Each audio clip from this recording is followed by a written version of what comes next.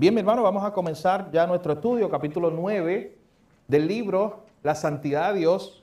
Así que le invito a que busque su libro de texto y podamos comenzar a ver los principios que están ahí para nuestro estudio de hoy. El capítulo de hoy era más corto. Eso no implica que el material es más corto. De hecho, vélenme que no sean 2 miércoles, porque tiene unas verdades muy profundas que nos enseña este capítulo. De hecho, nada más con su título nos llama la atención. Yo quiero empezar por ahí. Usted ya leyó el capítulo, pero piense por un momento en ese título. ¿Qué le llama la atención de este título? ¿Por qué R.C. Sproul le pone de esta manera al título del capítulo 9? Dios en las manos de pecadores airados. ¿Qué usted cree?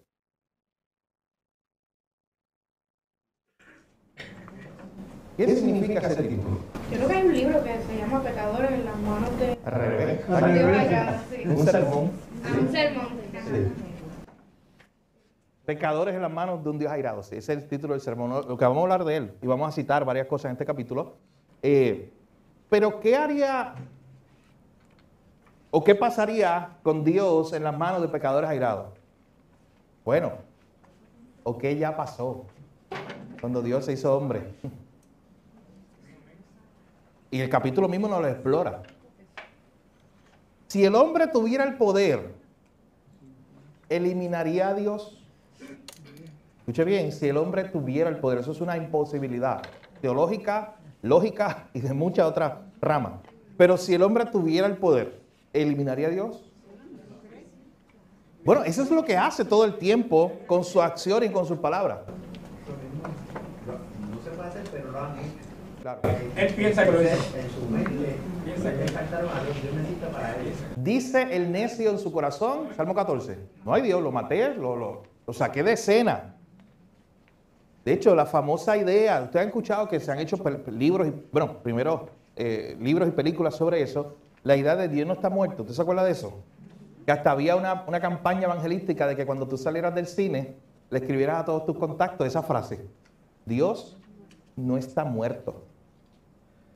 Esa frase, la hemos hablado antes, viene del siglo anterior, del siglo XIX, con un filósofo alemán que fue honesto, Federico Nietzsche, fue honesto. Él dijo, él está usando una parábola, pero en esa parábola él pone un personaje a hablar y decir, ¿sabes qué? Hemos matado a Dios.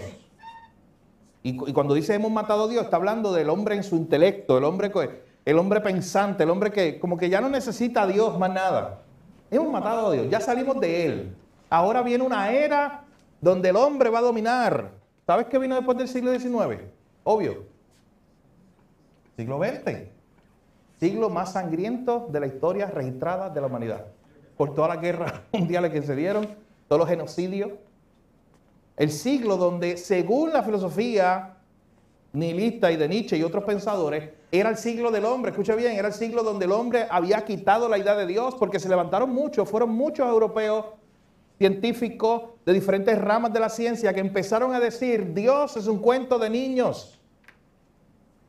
De hecho, ¿sabes qué decían? Que Dios es el cuento de hadas que se ha inventado el hombre que le tiene miedo a la oscuridad. Sí, esa frase como esa, que Dios es un cuento de hadas. Y eso lo inventamos nosotros, porque necesitamos a alguien en los cielos que nos cuidara. Y nos inventaron, y nos inventamos eso. De hecho, a todas esas ideologías o ideas, C.S. Lewis, gran apologista del siglo pasado, le contestó, le dijo, ¿sabes qué? Pero es que si nosotros hubiéramos inventado a Dios, no nos hubiéramos inventado un Dios tan santo. ¿Qué usted cree? No nos hubiéramos inventado un Dios así. Nos hubiéramos inventado un Dios que fuera más como nosotros, complaciente y que nos sirviera a nosotros. Ese era el Dios que yo me hubiera inventado. Así que él dice, oye, no, yo no me lo pude inventar, contestándole a estos pensadores. Como si fuera el genio de la lámpara. Hay otro autor que ha escrito mucho sobre el tema de los atributos de Dios y dice, ¿sabes qué? Si el hombre pudiera, le quitaría a Dios su santidad. He leído otros autores que dicen, si el hombre pudiera, le quitaría a Dios su omnipotencia, el que Él sea todopoderoso. Así que Dios en las manos de pecadores airados. Si eso, y es lo que está tratando Arcis Sproul de presentar aquí, si eso se pudiera hacer, el ser humano trataría de crear un Dios o de tener un Dios a su imagen y semejanza, no un Dios para él rendirle su vida y que sea más grande que él, no. Un Dios para tenerlo abajo, a mis pies, y yo dominarlo. Esa sería la idea del concepto de Dios que nosotros crearíamos. Así que eso es lo que vamos a estar viendo. Miren, en primer lugar, un concepto errado de Dios. Una mala teología, una mala doctrina acerca de quién es Dios. Quiero empezar ahí en los primeros párrafos, segundo párrafo en su libro, capítulo 9, dice: la predicación que enfatiza la ira del Dios Santo y que procura alcanzar los corazones impenitentes no concuerda con la atmósfera alegre de las iglesias evangélicas modernas. ¿Qué le parece esa idea que establece Arcis Sproul? La predicación que usted escucha, que enfatice la ira de un Dios santo y que procura alcanzar los corazones impenitentes y que hable del arrepentimiento, eso no concuerda con la atmósfera alegre de las iglesias evangélicas modernas. Ese tema de la predicación de arrepentimiento, la predicación de la ira, la predicación de un Dios santo, parece, dice Arcis Sproul, parece cosa del pasado. Nuestra generación, él sigue diciendo, es una generación de positivismo que busca el automejoramiento y cuyas ideas respecto al pecado son amplias. Esto ya lo vimos con el libro de Pecados Respetables, ¿se acuerdan? Y ahora redefinimos el pecado de muchas formas. Así que, ¿está usted de acuerdo con esa declaración de Arcis Sproul? ¿Quién se anima? Sí, porque en las iglesias modernas, como dice ahí, ya no se habla de la ira de Dios. Lo que se quiere siempre presentar es un Dios amoroso, un Dios que ama a todo el mundo, que te ama como tú eres, un Dios complaciente. Ese es el Dios que se presenta en las iglesias modernas de hoy. O sea, no sé, lo que tú acabas de decir, no es un Dios donde es un Dios, siempre se presenta una parte de Dios, el Dios de amor, pero no el Dios de la ira. Dios completo. Lo dejamos en Juan 3:16 y nos vamos a Juan 3:36. ¿Alguien ha hecho ese ejercicio? Bien fácil, es bien fácil hacerlo porque hasta los números concuerdan ahí. Juan 3:16, todos sabemos Juan 3:16, ¿verdad? Porque de tal manera amó Dios al mundo que ha dado a su Hijo unigénito para que todo aquel que en él cree no se pierda, mas tenga vida eterna. Pero ahí mismo, mira, no tiene que ir lejos. Cuando alguien quiere hacer esa dicotomía, esa división entre los atributos de Dios, entre su amor y su ira santa, usted ahí mismo, 20 versículos más adelante, Juan 3:16 y después busca Juan 3:36. ¿Quién lo puede leer? Sí. El que cree en el Hijo tiene vida eterna, pero el que rehúsa creer en el Hijo no verá la vida, sino que la ira de Dios está sobre él. Es el mismo Dios. No cambió. 20 versículos después lo mismo. Y te habla de la ira de Dios que va a estar por encima de alguien. Oye, no concordamos con lo que dice Arcis Sproul, que eso parece un mensaje arcaico, que eso parece un mensaje antiguo. ¿De qué tú estás hablando de que la ira de Dios va a caer sobre mí? Bueno, vaya y evangelice afuera. Dígale a alguien eso. Léale el verso 36, dígale que el que tiene al Hijo, si tú estás en Cristo, tienes la vida. Pero le dices también que si no estás en Cristo, la ira de Dios va a caer sobre ti. Bueno, eso ya es hate speech.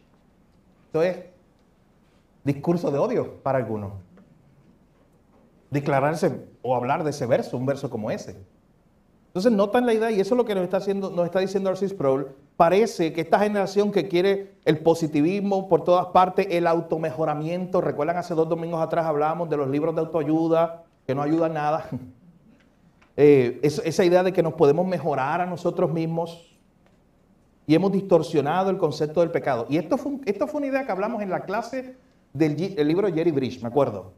Que si distorsionamos el concepto de Dios, vamos a distorsionar el concepto del pecado. De hecho, si ya yo no veo a un Dios con toda su santidad y su esplendor, yo no voy a ver el pecado de la misma manera. Y tengo una pregunta para ustedes, piensen. ¿Cuáles son las consecuencias de esto? ¿Cuáles son las consecuencias de que en el mundo evangélico muchas iglesias estén aguando el mensaje, no estén hablando del Dios completo y pleno, un Dios de amor, de gracia y misericordia, de justicia, de ira, de santidad? ¿Cuáles son las consecuencias de eso? Una de ellas es bien triste. Tenemos a los Joel Austin, esa gente con Bill Mayer, y un montón de Sinister. Las iglesias más grandes y llenas son esas, de gente que están sinceramente engañados. Sí, ¿usted no se ha preguntado eso? Esa iglesia llenas y llenas y llenas y llenas. Bueno, No conocen a Dios. claro. Y es algo que le gusta escuchar a la gente. Tú no quisieras ir a un sitio donde se te diga todos los días es viernes, con todo lo que eso implica. A ti te emociona el viernes, ¿verdad? A mí me emociona el viernes. La idea de viene el fin de semana y el concepto de todos los días es viernes, o sea, tú, tranquilo. Decláralo, decrétalo y es tuyo. Y ese tipo de cosas. Tienen a Dios como un mozo espiritual. Sí. A merced de nosotros. Entonces, eso va a crear ese concepto erróneo, errado de Dios. Tiene muchas consecuencias sobre la gente que empieza a tener una idea errada de Dios. Un mal concepto de Dios. De hecho, R.C. Sproul continúa en el libro, ahí en la introducción, diciendo, nuestro pensamiento es más o menos así. Si acaso hay un Dios, Él no es santo. Él dice, así que piensa la humanidad. Mira, pues, tal vez hay un Dios, es verdad. Ah, pero tú me estás hablando de que ese Dios es santo. No, ya eso está muy lejos. Si acaso hay un Dios, Él no es santo. Y si por casualidad es santo, no puede ser justo. Entonces, algo le queremos quitar a Dios. Oye, mire cómo nuestra humanidad, la soberbia del hombre es tan grande que Dios decide revelarse y decirnos, yo soy así. Y nosotros cerramos la revelación que y le decimos a Dios, no, tú no eres así. Tú eres como yo digo. Mire la soberbia de nosotros, del ser humano. Dios se reveló. Dios nos dijo cómo es. Eso no hay que inventárselo. La teología no se hace por especulación. O sea, usted no empieza a especular y a pensar, oye, ¿cómo será Dios? ¿Sabes qué? Porque Luis probablemente tenga su propia versión de Dios y Walter otra. Si fuera así, cada uno inventándose cómo fuera Dios. Pero mi hermano, no tuvo que ocurrir eso porque Dios decidió revelarse. Dios creó a Adán y eso a mí siempre me ha fascinado, que Dios creó a Adán y le habló.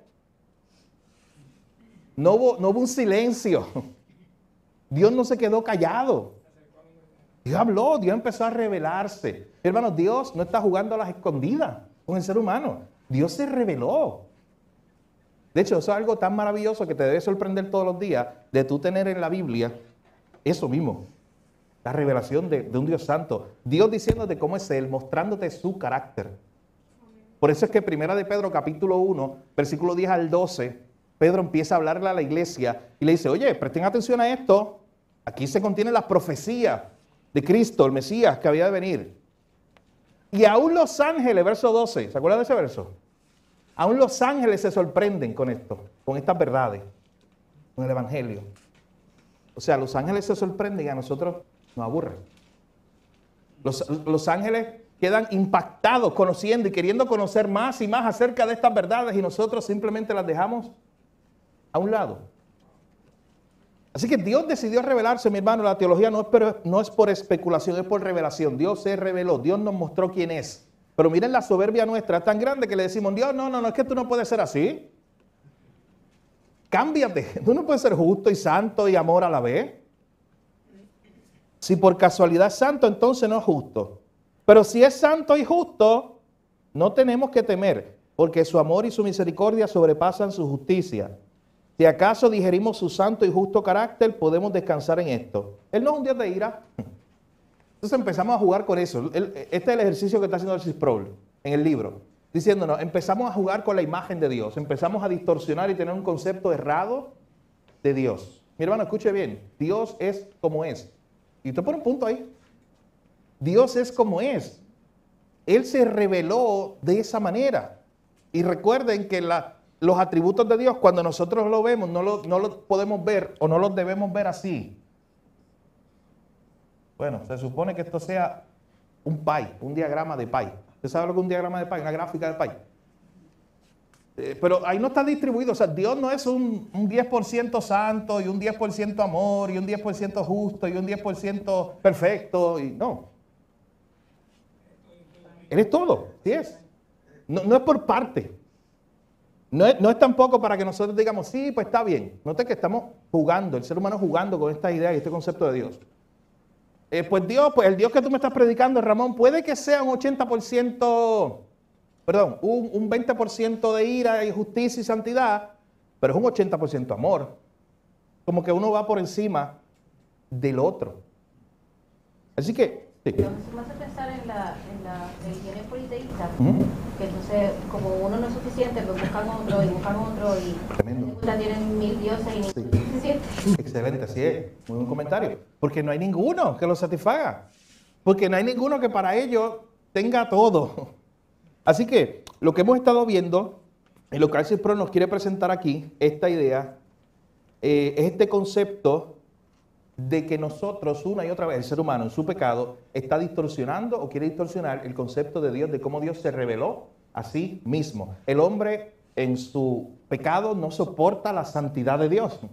No quiere saber eso. No quiere hablar de un Dios justo, de un Dios de justicia, un Dios de ira. De hecho, ustedes recuerdan cuando Pablo estuvo creo que fue con Félix, el gobernante, en los últimos capítulos del libro de Hechos, y Pablo le llega a decir, le está predicando, o sea, le está hablando. Y de momento Pablo habla de un tema. Habla del dominio propio y del juicio venidero. ¿Y sabes qué le dijeron? Pablo, ven otro día. Así le dijo el gobernante. Otro día te escucho, Pablo. Porque ya no quiere escuchar ese tema del juicio venidero. No quiere escuchar nada que tenga que ver con la ira de Dios. Le dijeron palabrero en otra ocasión, en ese mismo contexto. ¿Ustedes se acuerdan que yo predicaba, creo que fue el domingo pasado, y narraba cuando Pablo le dijeron, tú eres una plaga? A Pablo también le dice, si usted sigue explorando en Hechos 25-26, le dicen, Pablo, tú estás loco. Y esa es la frase, literal. Ese Herodes creo que fue, uno de los Herodes, con Festo, con el gobernante. Le dice así, creo que fue Festo, le dice, Pablo, tú estás loco. Las muchas letras te han vuelto loco. ¿Y qué era la locura de Pablo? ¿Sabes de qué le estaba hablando? De la resurrección. De que como todo el Antiguo Testamento hablaba de Cristo. Y todo apuntaba a Cristo. Él dice, Pablo, simplemente tú estás loco. El pastor yo le digo, y quisiera que fueran como yo, estas cadenas que me bajan. Así es. Que estuvieran así de locos como yo. Ese pasaje está genial. Me estoy disfrutando mucho esa parte final de hecho, y por alguna razón vuelvo mucho para atrás. Así que, sopórtenme los 2 o 3 semanas más hablando de hecho, que lo he citado, si usted va para atrás, en las pasadas predicaciones. Bien, un concepto errado de Dios. Eso es lo primero que vemos aquí, en esta sección. Y cómo Alcis Pro nos presenta esta idea de que no queremos el Dios de la Biblia, el Dios que se reveló. El Dios justo, de amor, de gracia, de misericordia, el Dios santo. Queremos coger un Dios a nuestra propia imagen y semejanza. Y entonces comienza a hablar acerca, y este es ya nuestro segundo punto, rescatando un concepto correcto de Dios. Empieza a hablar de una predicación de un predicador, valga la redundancia, del siglo XVIII, Jonathan Edwards, cuyo sermón más conocido, que no le hace justicia completa para entender su teología, porque escribió mucho. Su sermón más conocido es al revés de esto. Es pecadores en las manos de un Dios airado. Y ese texto es bien fuerte para nuestros oídos modernos. Incluso para ti y para mí, que estamos más acostumbrados a escuchar este tema. Pero quiero que sepa algo. Es un sermón bíblico. Un sermón centrado incluso en el Evangelio. Porque hay quienes lo han criticado. No, que solamente ese sermón habla del infierno. No, yo lo leí completito. Y ¿sabes qué? Me encanta casi la parte final, donde él dice, aprovecha hoy, dice esta palabra, que las puertas de la misericordia de Dios en Cristo están abiertas. O sea, él te estuvo diciendo todo el camino, la ira de Dios está sobre ti, que eres un pecador. Pero no lo dejó ahí. Ese fue el peso que te puso sobre tus hombros. Pero ¿sabes qué te dijo después? Oye, si tú quieres quitarte ese peso, hay una solución. Y hoy están abiertas las puertas de la misericordia de Cristo. Y ven a Cristo, y ya esa ira de Dios que se supone que esté sobre ti, se va. Porque ahora tú descansas en Cristo, porque ahora Cristo tomó tu lugar, Él pagó el precio, Él tomó la ira, que se supone que era para ti. Así que él predica el Evangelio completo, pero aquí en su libro hay varias citas que yo quiero destacar acerca de este tema, y él comienza a decir lo siguiente, ya citando directamente este sermón, que es una idea o un concepto que nos ayuda a rescatar la teología correcta acerca de Dios.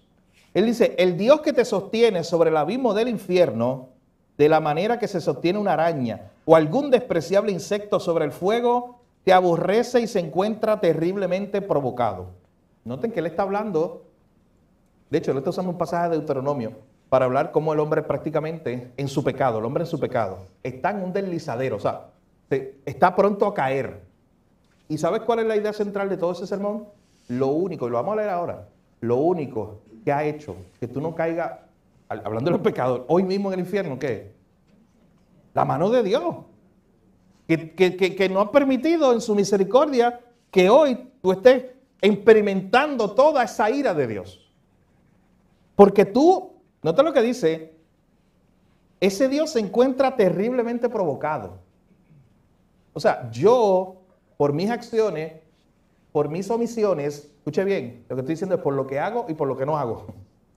Por mis palabras, por mi corazón, el hombre natural lo que hace es provocar a Dios todo el tiempo.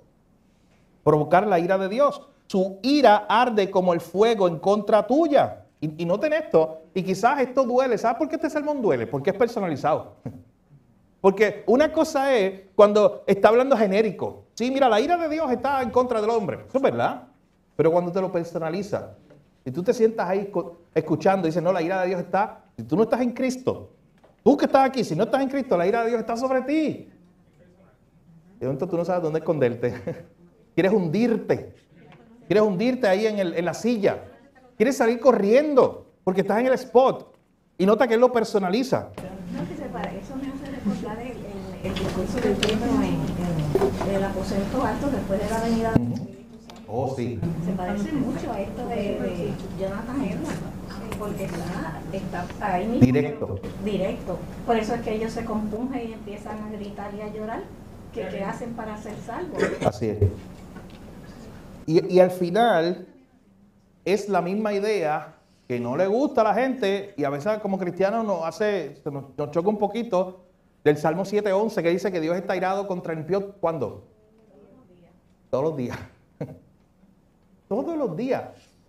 Todos los días. Porque todos los días, escuche bien, la gente rápido va y cuestiona a Dios. Dice, no, pero ¿cómo Dios va a estar airado contra el impío? No. Empieza con el impío que todos los días está tomando el nombre de Dios en vano, pisoteando el nombre de Dios, viviendo una vida en contra de su creador, rebelándose contra su creador y haciendo todo lo posible por tratar de salir de Dios. ¿Ustedes recuerdan? Y lo más que le molesta al ser humano, lo dije el miércoles aquí, la semana pasada. ¿Alguien recuerda? Tenía que ver con la imagen de Dios. ¿Quién recuerda eso? Algo que sabemos que al ser humano en su naturaleza impía y pecaminosa no soporta eso. ¿Qué decíamos de la imagen de Dios? Tengo que estar aquí, hay un espejo deformado, como Dios va limpiando. Como Cristo lo va limpiando, exacto. Pero ¿qué decíamos? ¿Se acuerdan cuando hablamos de qué? Ok, yo soy un creyente y soy creado a imagen y semejanza de Dios. Aquí, al lado mío, está Juan. Juan no es un creyente, ¿no? Es un impío. No tiene a Cristo. La pregunta es, ¿él es creado a imagen y semejanza de Dios? Sí, también. Y eso es lo que hablamos de él con su... Esa es la clave. Aunque no quiera. Por existir, decíamos el pasado miércoles. Porque Dios lo creó así. Él quiere salir de esa imagen. Pero ¿sabe qué? Nunca puede. Nunca podrá. Se podrá rebelar. Podrá con sus labios levantarse contra Dios. Pero nunca podrá él decir, ¿sabe qué? Hoy me quité la imagen de Dios. Oye, esa doctrina me sorprende. Y es un privilegio aún para él. Lo es, así. No lo ve así, pero lo es. Pero eso a mí me sorprende porque imagínense, es como si Dios lo dejó ahí. Esa imagen. Como diciendo, es que de mí nunca te vas a qué. Literalmente. Es que tú nunca te vas a poder librar de mí. Nunca. Nunca. De hecho, esto viene a mi mente Salmo 2 y Salmo 12. Porque el Salmo 2 habla acerca de cómo los reyes de la tierra, vamos a buscar ese salmo, acerca de cómo los reyes de la tierra se levantaron contra Dios y creyeron que podían planificar. Imagínense esta idea de todos los reyes de la tierra levantándose, diciendo vamos a quitar a Dios de su trono. Escuchen bien, este es el contexto de este salmo. Es la idea de que todos los reyes de la tierra se unan y digan, entre todos vamos con nuestros ejércitos y vamos a quitar a Dios de su trono. ¿Sabes qué Dios hace? ¿Alguien sabe? ¿Alguien se tiene que acordar? Se ríe. Dios se ríe. Miren conmigo, Salmo 2. Dice verso 1. ¿Por qué se amontinan las gentes y los pueblos piensan cosas vanas? Se levantarán los reyes de la tierra y los príncipes consultarán unidos. O sea, ellos se van a unir con un solo propósito. Contra Jehová y contra su ungido. ¿Quién es ungido? Cristo. Diciendo, rompamos sus ligaduras. Echemos de nosotros sus cuerdas. Hermano, ¿sabes qué están diciendo? Vamos a cortar todo lo que nos relacione contigo. No te queremos ver más. No queremos saber de ti. No queremos estar, esa idea de romper las ligaduras, no queremos estar bajo tu autoridad. Nunca más. Todos los reyes de la tierra, príncipes unidos contra Dios, contra Cristo. Y le dicen a Dios, de ti no queremos saber y vamos a cortar toda relación contigo. ¿Sabes qué hace Dios? Verso 4.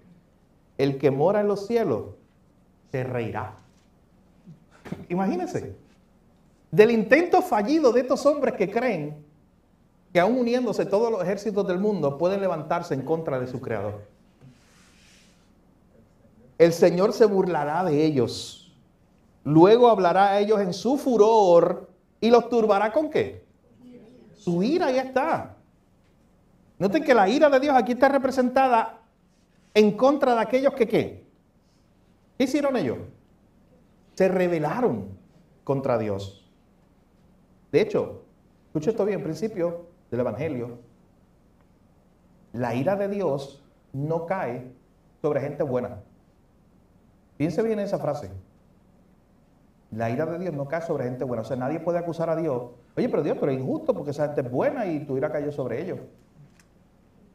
¿Por qué? Porque bueno no hay ninguno. Porque bueno no hay ninguno, bíblicamente. O sea, la ira de Dios cada vez que cae sobre alguien es justa. Siempre es justa. Lo que no es justo, se supone, si usted quiere verlo así, es la misericordia desde nuestra perspectiva humana. Lo que como que no tiene sentido es que Dios tenga gracia y misericordia. Pero ¿quién se ganó esa ira de Dios? Empezó de parte de Dios diciendo, mira, esta gente es buena, yo quiero tirarle mi ira porque yo soy un Dios de ira odioso, yo quiero manifestar mi ira contra ellos. No, siempre empezó al revés. Del ser humano rebelándose contra Dios. Así nacemos, de hecho. Si logramos llegar, que no lo sé, si llegamos a la parte final del capítulo 9 hoy, vamos a hablar acerca de varias doctrinas que explican este tema del pelagianismo, semipelagianismo. Son palabras de domingo, pero no se preocupen, lo vamos a explicar. Y que presentan esa idea de cuán bueno es el hombre. Pero al final recuerden este concepto. Cuando Dios está manifestando su ira, siempre lo hace sobre personas que en primer lugar se rebelaron contra Él, que no eran justas. Porque nosotros nacimos ya. Escuche bien, nosotros nacimos rebeldes. Tú no tuviste que esperar a 5 días de nacido, a 1 año de nacido, a 10 años de nacido para ser rebelde contra Dios. Para hacer lo mismo que hicieron estos reyes o que quisieron hacer estos reyes. Rebelarte contra tu creador y decirle, quita toda relación que tengo contigo. Yo no quiero nada contigo. Tú me dices que vivo así, yo no quiero vivir así. Yo quiero vivir como yo quiera. Nosotros nacimos en ese pecado, en esa rebelión contra Dios. Así que la ira de Dios se manifiesta. Por eso escuche bien y conéctelo. Y esta es toda la idea de este capítulo. Si entendemos esta idea, la ira de Dios siempre es justa. Siempre. Así que luego hablará en su furor, los turbará con su ira. Y mira la contestación. Yo creo que hasta ahí lo podíamos dejar para nuestro tema. Pero no quiero pasar por alto ese verso 6 al 12, porque es bien cristológico.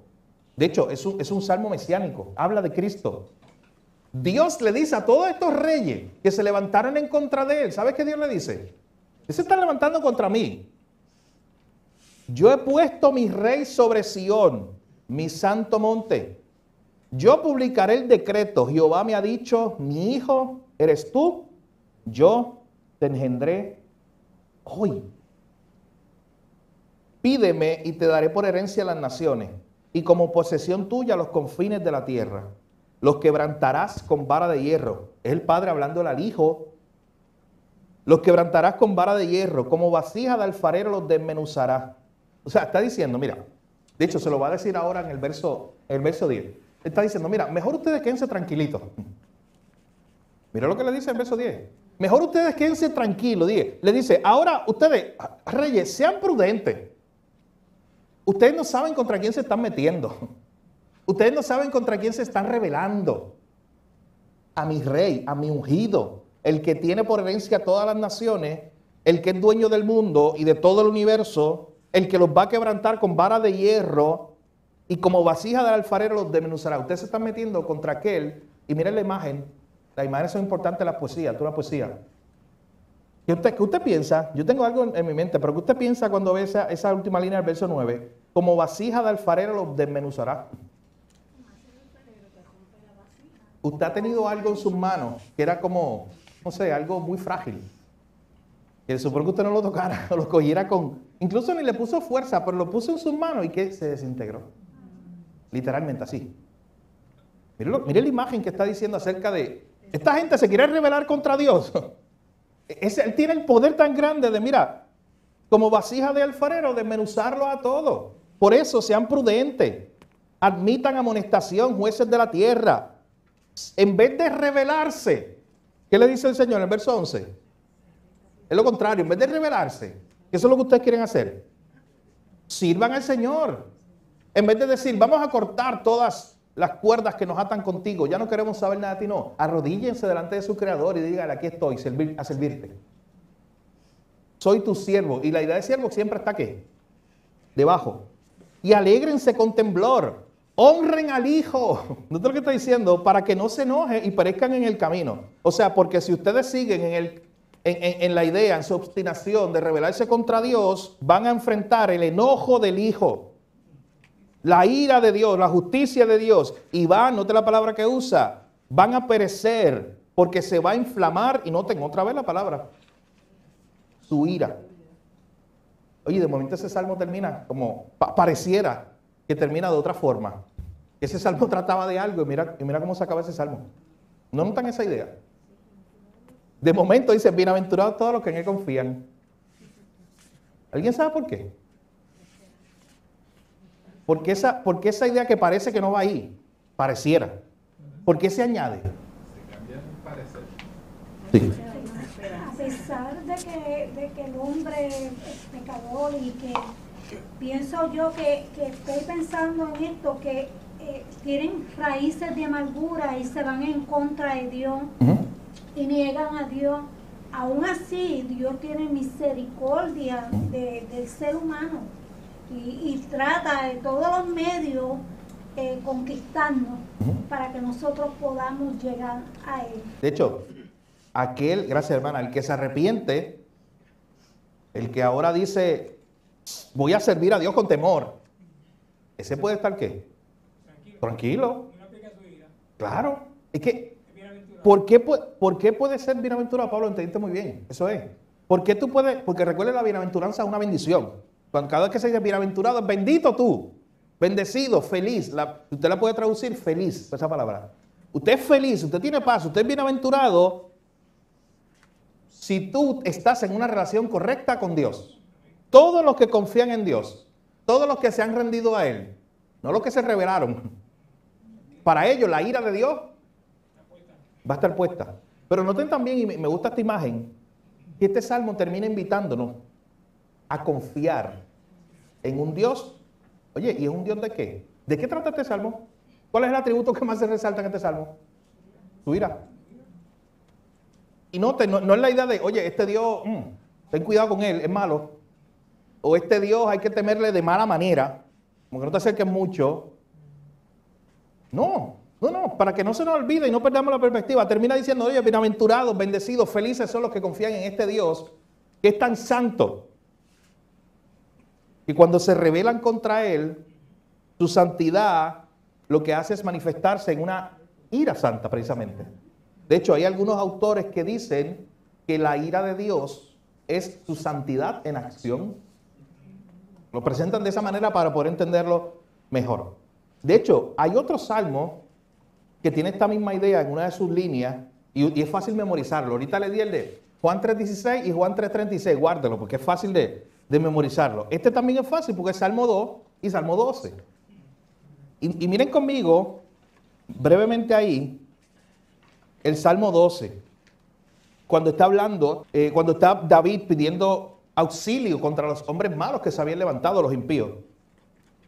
Dice el Salmo 12, salva a Jehová porque se acabaron los piadosos, porque han desaparecido los fieles de entre los hijos de los hombres. Habla mentira cada uno con su prójimo. Hablan con labios lisonjeros y con doblez de corazón. Note la palabra que usa ahora. ¿Es fuerte esa palabra? Del verso 3. ¿Jehová qué? Destruirá en su ira a todos los labios lisonjeros, a la lengua que habla jactanciosamente. Sí, es una ira santa manifestándose. Y de hecho, mira lo que dice ahora. ¿Contra quién viene esta destrucción, esta ira? Verso 4, ¿contra quién? ¿Pero por qué? ¿Qué hicieron los impíos? Verso 4 lo dice. Pues porque ellos no ven la rebeldía de ellos. Nosotros somos los que vamos a prevalecer. Sí. Nuestros labios, el hombre otra vez, como vimos en el 2. Rebelados contra Dios. Como si hubiera otro Dios, ¿quién es Señor de nosotros? Como si hubiera otro. Así es. Nuestros labios son nuestros. Esta es mi vida. Una rebelión total contra Dios. Yo hablo lo que yo diga, lo que yo quiera con mis palabras. Y tú, Dios, no puedes decirme nada. No está en la rebeldía. Dios incluso le está diciendo que los va a juzgar por sus labios lisonjeros y pecaminosos. Que sale, recuerden lo que añadió Cristo. Vea la Biblia como un todo. Cristo dijo que esos labios podridos salen de un corazón podrido. Pero no ten esta idea. Es porque ellos se rebelaron, es porque ellos le están diciendo a Dios, no, nuestros labios son nuestros. Y de hecho, miren lo que dicen al final. Este es el acto de rebeldía del hombre. Así nacemos todos los seres humanos después de Adán, porque esto fue lo que hizo Adán precisamente y Eva al inicio. Esa última frase del verso 4. ¿Alguien la puede traducir a español? Boricua. La última frase del verso 4, la pregunta que ellos hacen.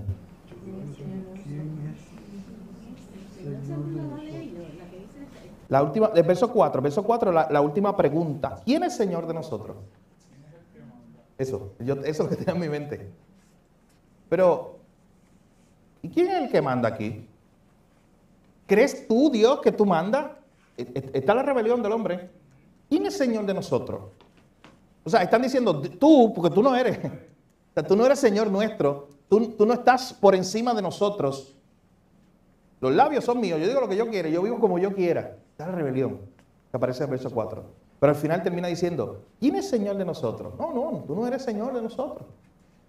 Oye, por eso dice en el verso 3, estos que se han revelado así, Jehová los que destruirá.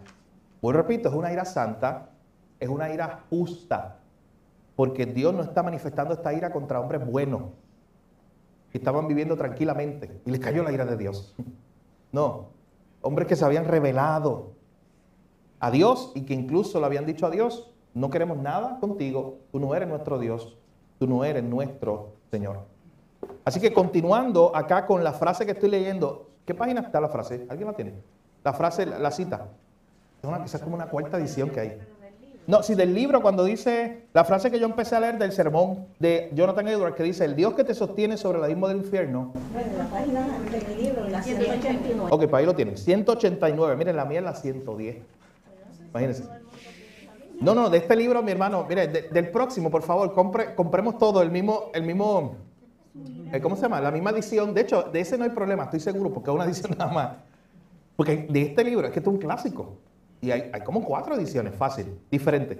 Así que, pero página 189 del libro que tenemos la mayoría, ahí tiene esa frase que estoy ahora citando. ¿Dónde me quedé? En el punto que dice que Dios se encuentra terriblemente provocado. Pero noten cómo Jonathan Edwards sigue. Su ira arde como el fuego en contra tuya. Él lo personaliza, lo que decíamos ahorita. Él ve que de lo único que tú eres digno es de ser lanzado al fuego. ¿Es verdad eso? De todo ser humano. Sus ojos son demasiado puros para soportar que estés delante de su mirada. ¡Wow! Qué impresionante eso.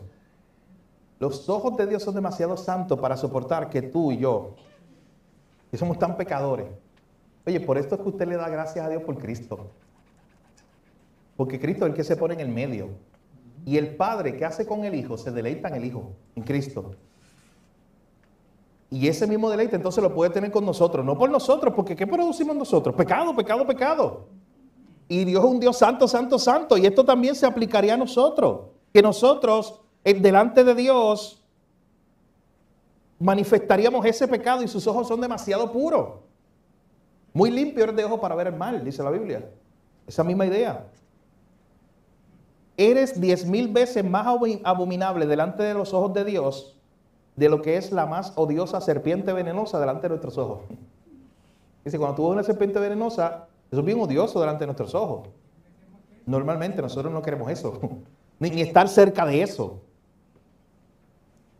Y le dice, oye, tú, en tu pecado, recuerda que lo está personalizando, eres 10,000 veces más abominable. Usted sabe que por esta razón, Jonathan Edwards, que es uno de mis teólogos favoritos de toda la historia, no cae bien, especialmente a muchos americanos. ¿Y por qué digo a muchos americanos? Porque en Puerto Rico, cuando estudiamos literatura, en nuestros libros de literatura, las antologías que te dieron en la clase de español en 11, grado 11, ¿te acuerdas? Esas antologías que incluían autores locales de nosotros, que Abelardo Díaz Alfaro y cosas así, autores locales, con sus cuentos o sus textos, Eugenio María de Hostos, cualquiera de ellos.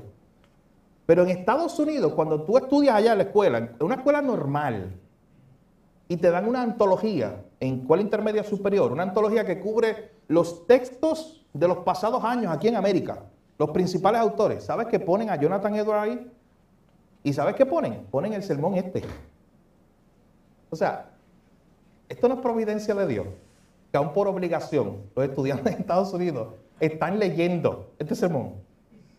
Pero obviamente el que está ciego en su pecado lo odia. Y es despectivo. Porque dicen, pero mira esto, y más para hombre moderno. Que dice, pero este tipo vivió en los años 1700, literalmente.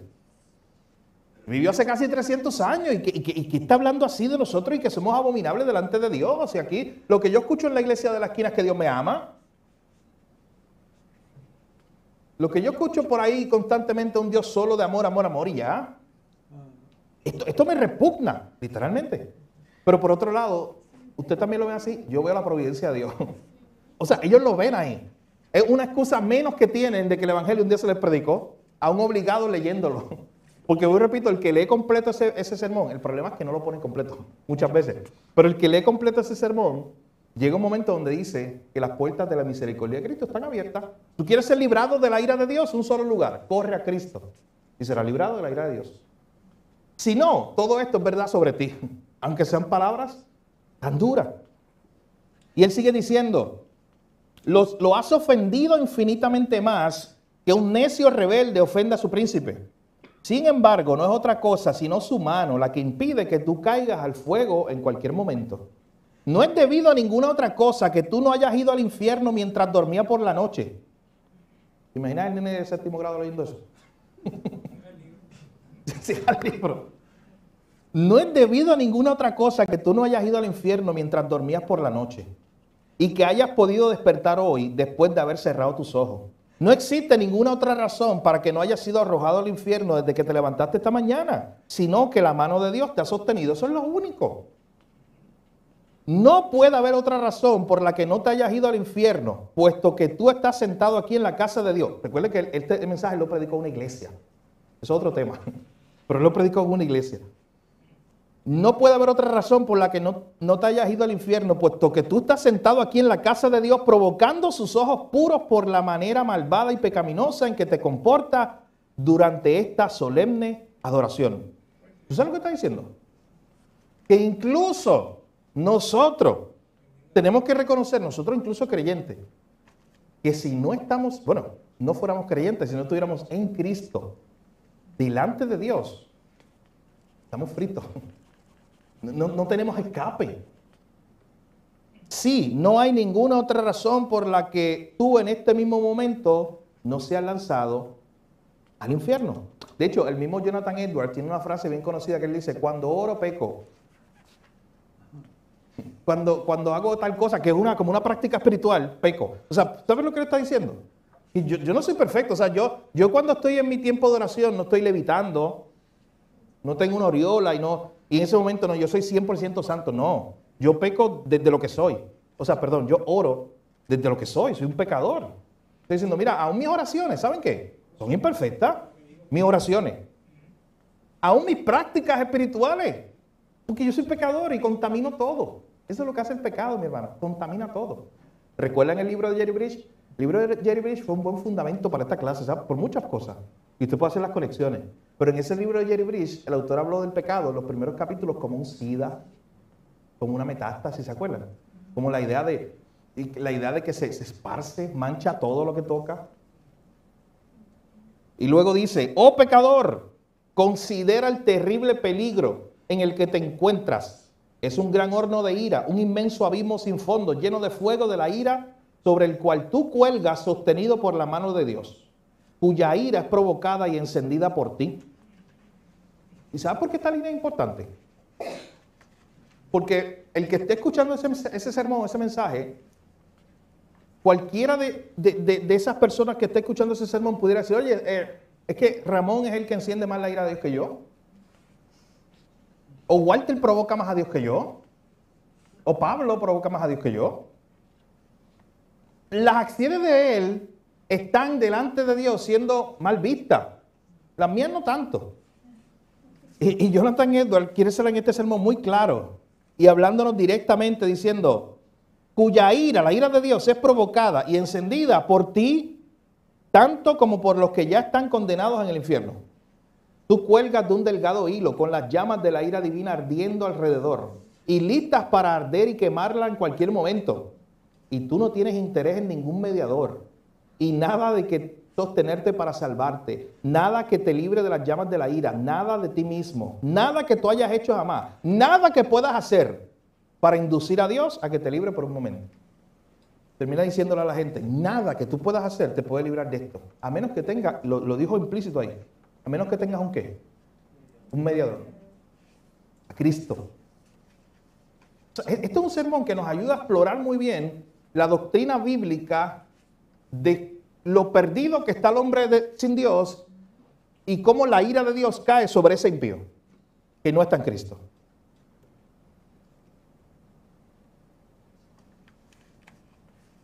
Termino con esto. Él continúa diciendo, no sé si ya es otra página porque pasa algunos párrafos ahí.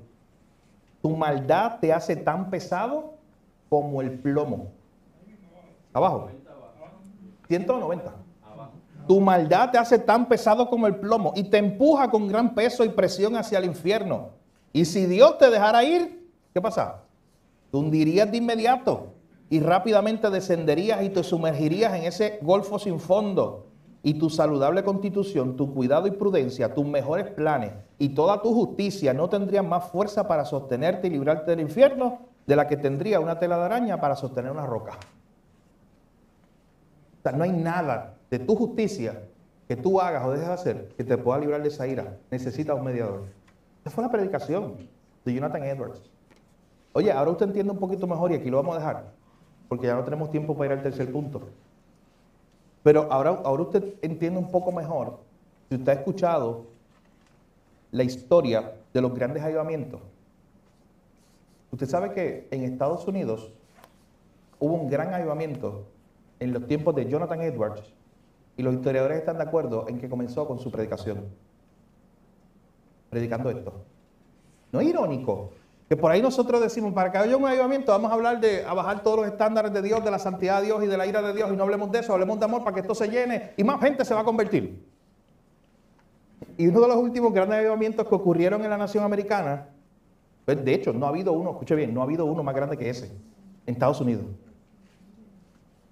en el siglo XVIII. Y ocurrió con predicaciones como esta. ¿Qué usted cree de eso?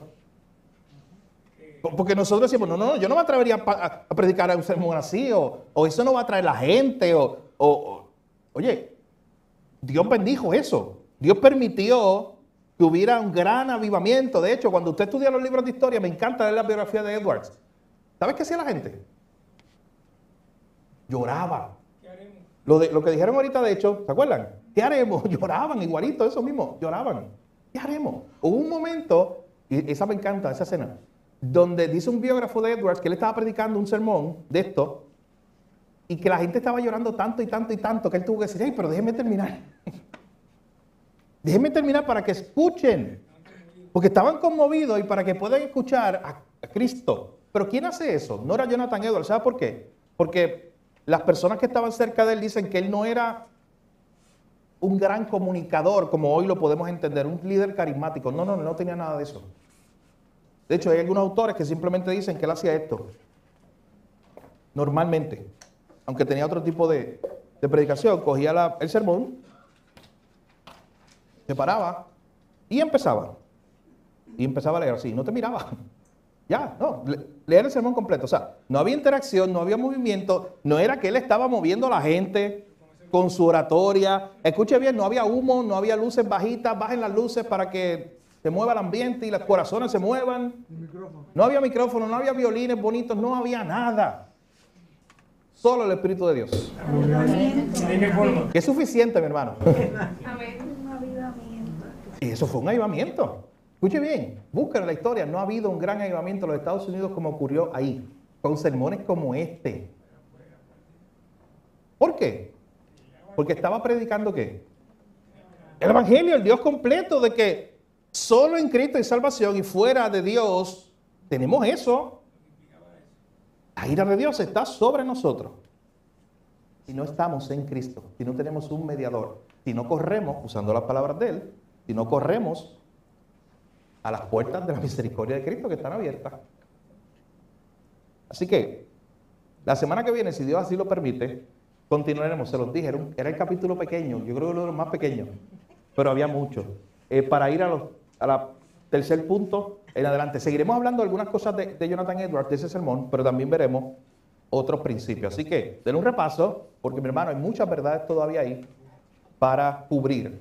Y de hecho, veremos algunas doctrinas erróneas relacionadas con el tema de la santidad de Dios y la doctrina del pecado del hombre. Veremos lo que es el pelagianismo, el semipelagianismo, el agustinianismo y todos esos nombres que lo que presentan son algunas interpretaciones o escuelas teológicas acerca de cómo el hombre se salva, si el hombre es bueno o no, si el hombre necesita la gracia de Dios. Por ejemplo, hay una de esas que le adelanto, que dice, ¿sabes qué? El hombre es tan bueno que él no necesita la gracia de Dios, él se puede salvar él mismo. Es una de las posturas que decían ahí, que de hecho fue declarada herejía, y todavía por ahí sitios que la predican y la enseñan. Por la Iglesia Católica, por los protestantes, ya reconocida como, no, es una herejía. Eso no es bíblico, pero todavía eso se recicla. Las herejías, ¿sabes que se reciclan? Cuando tú estudias historia de la iglesia te das cuenta de eso. Hay montones de herejías que parecen como que nuevas hoy. No, hace tiempo un loco la dijo por allá, hace 500 años. Y ya en la iglesia por eso tiene que conocer historia de la iglesia, porque ya la iglesia enfrentó eso hace 500 años atrás. No es nuevo. Pero si no conocemos la historia de nuestra iglesia, no sabemos cómo es que la iglesia enfrentó eso. Y pensamos que es algo nuevo. Así que, si Dios lo permite, el próximo miércoles continuaremos con nuestra clase, repase capítulo 9. Este último minuto que me queda, hay un anuncio en cuanto al próximo libro. Va a estar en pantalla. El próximo libro se titula Vive en Misión y lo estaremos nosotros estudiando desde el mes de noviembre. Ese libro, si usted quiere adquirirlo, le animo a que así lo haga. Tiene un costo de $10. Usted se acerca, hoy se puede acercar a la hermana María, como siempre lo hacemos, la hermana Clara, y poder adquirir ese libro. Nosotros como iglesia, como siempre hacemos, lo mandamos a buscar, hacemos un pedido grande. Así que hoy mismo, ahí está, Vive en Misión, juntos en la misión de Dios. Así que hoy mismo le animo a que usted pueda mandar a buscar su copia, para que cuando estemos listos, si Dios lo permite, en noviembre, empezar a estudiar ese libro. Recuerden que eso yo lo voy a explicar más en la introducción a este libro, pero algo que el pastor Carlos y yo hemos estado trabajando, lo hemos estado trabajando ya desde el año pasado, es buscar libros para los miércoles que hablen de diferentes temáticas. Por ejemplo, un libro como este, el que estamos, es teología pura. Necesitamos buenas dosis de teología, conocer a Dios. Hemos hablado de vida práctica. El libro anterior, aunque igual incluye teología, pero un libro de vida práctica, cómo enfrentar el pecado respetable, ¿se acuerdan? Cómo enfrentar el pecado del día a día. Ahora vamos a un libro que nos recuerde la misión como iglesia, evangelismo. Así que misión y evangelismo está incluido en ese libro, es de ese tema de misión y evangelismo. Y cuando se acabe ese, ya tenemos el próximo, eso es para enero del año que viene. El libro se titula Antes de abrir tu Biblia. Y me encanta ese libro, pequeñito. Y ese librito es de interpretación bíblica, para seguir creciendo nosotros en qué herramientas tenemos para prepararnos para estudiar la Biblia. Cuando se acabe ese, ¿sabes qué? Empezamos otra vez. Vida práctica, otro libro que tenga que ver con teología, otro libro que tenga que ver con misiones y así sucesivamente. Así que es la manera en que queremos que como iglesia podamos tocar estos temas que entendemos que nos ayudan a crecer como creyentes. Pero este es el próximo libro. Acérquese hoy a la hermana María o hermana Clara para que usted se apunte y pueda comprarlo para entonces en el mes de noviembre ya comenzar. Este libro ya se está acabando, este que tenemos estudiando, porque ya quedan, creo que son 11 capítulos, así que ya quedan, ¿cuántos son? 11, ¿verdad? Ya lo que nos quedan son poquitos. ¿Sí? Así que vamos a orar para terminar hoy esta parte y luego orar juntos como iglesia. Padre, gracias por esta oportunidad, gracias por tu palabra, gracias por este tiempo, gracias por recordarnos quién eres tú, el único Dios verdadero, Señor. El mismo Dios bueno, el mismo Dios santo, justo, amoroso. Es el mismo Dios, Señor, que manifiesta su ira contra aquellos que se rebelan contra ti. Es el mismo Dios, Señor, un Dios que no ha cambiado. El mismo Dios que habla y que se nos presenta, que nos amaste tanto, que enviaste a tu Hijo. Es el mismo Dios que dice que aquellos que no están en el Hijo, la ira tuya estará sobre ellos. Señor, gracias porque nosotros hoy podemos ser llamados bienaventurados, como veíamos en el Salmo 2, aquellos que hemos confiado en ti y no en nosotros mismos para salvarnos. Aquellos que antes también, Señor, éramos todos los que estamos aquí rebeldes. Queríamos también hacer esto, decir, ¿quién es Dios sobre nosotros o quién es Señor sobre nosotros? No queríamos nada contigo, Señor, pero tu misericordia fue más grande, tu gracia nos sorprendió, nos salvó y nos hiciste tus hijos. Gracias por eso, Señor. Que nunca se nos olvide, Señor, que en esta condición que estudiamos hoy en estos versos y en este sermón, en esa condición estuviéramos todos los que estamos aquí, Señor, si no fuera por Cristo. Hoy es un momento más para darte gracias por Cristo. Gracias porque tú nos libras de la ira venidera. Gracias porque en ti estamos seguros. Gracias porque en ti tenemos esperanza, tenemos un mediador, tenemos vida eterna. Gracias porque escapamos de la ira de un Dios santo solo por Cristo. Gracias, Señor. En esta hora te pedimos que podamos seguir aprendiendo de tu palabra, meditando en ella, Señor, y orando juntos como iglesia. En el nombre de Jesús te lo pedimos todo. Amén.